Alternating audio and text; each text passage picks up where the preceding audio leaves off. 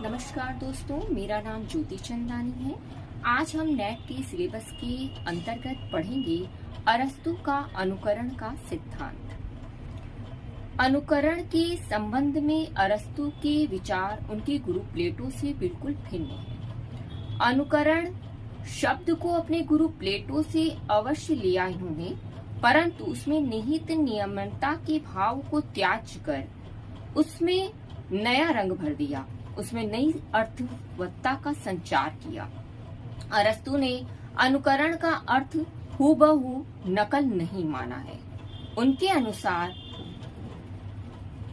यह कहा गया है कि कविता या कला अनुकृति है, पर एकदम नकल नहीं है। यह उनकी सर्जना की नकल है। कहने का तात्पर्य है, जो भी कवि, जैसे कि प्लेटो ने ये कहा है कि कविता पूर्णतः कवि की स्वयं की व्यक्तिगत कला नहीं है, अपितु वह प्रकृति के द्वारा दी गई एक नकल है। प्रकृति की वो नकल करके अपनी सृजनात्मक क्षमता का प्रयोग नहीं करता है, बल्कि प्रकृति की नकल करके ही वो कविता लिखता है। परंतु अरस्तु ने ये कहा कि वह कविता की जो रचना कवि करता है वह पूर्णतः उसका अनुकरण नहीं करता है, वह प्रकृति की नकल नहीं करता है, बल्कि उस कविता को प्रकृति के सौंदर्य को देखकर अपनी प्रतिभा को भी उसमें शामिल करते हुए कविता का सृजन करता है। तो अरस्तु के अनुसार कविता या सृजनात्मकता किसी भी क्षेत्र में पूर्णतः प्रकृति की नकल नहीं है, अपितु एक सृजनात्मक क्षमता है जो व्यक्ति के भीतर कुछ नए गुणों को शामिल करते हुए किसी काव्य की रचना करती है। अरस्तु का मत था, कलाकार प्रकृति की गोचर वस्तुओं का नहीं, वरन प्रकृति की सर्जना प्रक्रिया का अनुकरण करता है। कला प्रकृति का अनुकरण करती है। अरस्तु के जो महाकाव्य हैं, एपिक पोएट्री, त्रासदी, कामदी, गीत काव्य या वंशी और वीणा के संगीत को भी अनुकृति मानते हुए कहते हैं कि ये सब अपनी अपनी सामान्य कल्पना के अनुसार अनुकृति ही प्रकार है, किंतु ये माध्यम, विषय वस्तु और अनुकृति की पद्धति के संदर्भ में एक दूसरे से भिन्न है।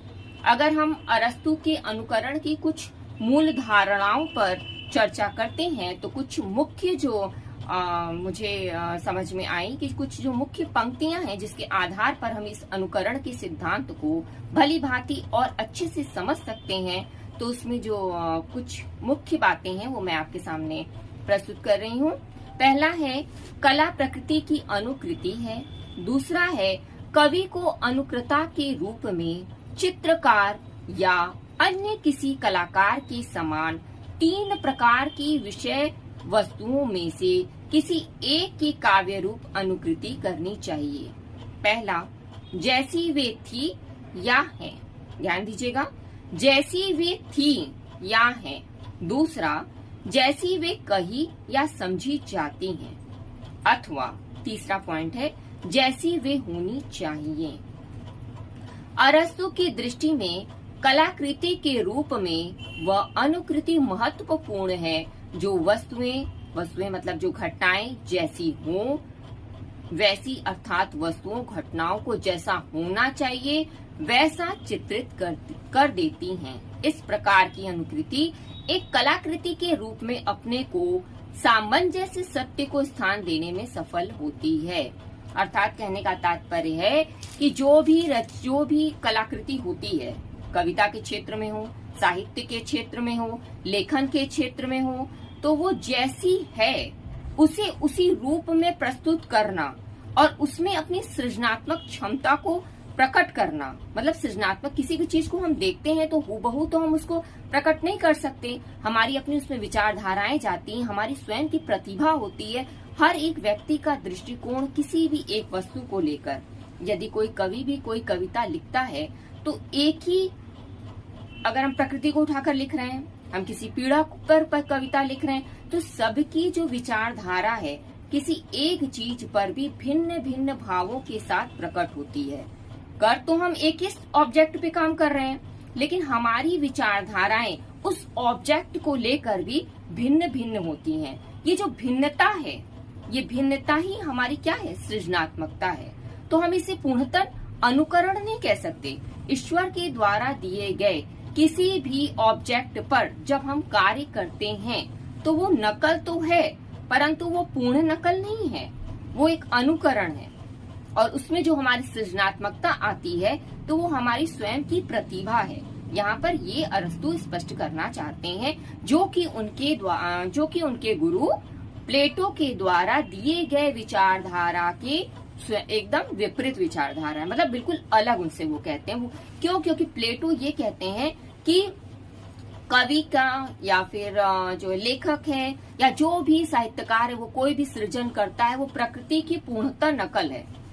मतलब जो भी वो रचना कर रहा है वो प्रकृति की पूर्णतः दी गई सृष्टि में जो भी रचनात्मकता है, उस रचनात्मकता को वो केवल बयान कर रहा है, उसकी उसमें व्यक्तिगत कोई प्रतिभा नहीं है।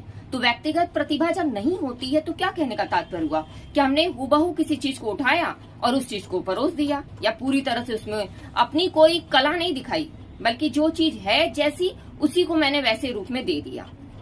अब जो चीज जैसी है उसमें जो हम अपनी सृजनात्मकता दिखाते हैं, अपनी कुछ निपुणता दिखाते हैं, अपनी प्रतिभा दिखाते हैं, तो वो वही हमारी क्या है, वो पूर्णतः नकल नहीं कही जाएगी, बल्कि हमारी सृजनात्मक शक्ति का एक प्रकटीकरण है। तो अरस्तु प्लेटो से पूर्णतः भिन्न विचारधारा रखते हैं और यही उनके अनुकरण का सिद्धांत है, जो कि नेट के सिलेबस में रखा गया है।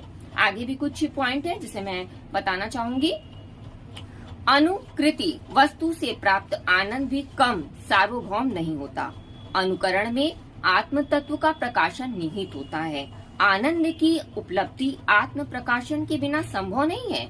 अब देखिए, जो मैंने आपको बताया कि अनुकरण में आत्म तत्व का प्रकाशन निहित होता है, कहने का तात्पर्य है जो भी हम अनुकरण करते हैं उसमें हमारा स्वयं का विचार, भाव, सृजनात्मकता का प्रकटीकरण होता है। हमारे स्वयं की आत्म का भी उसमें प्रकट होता है हमारा भाव। हम जिस चीज को जिस नजरिए से देखते हैं उसी नजरिए से उसे हम प्रकट करते हैं।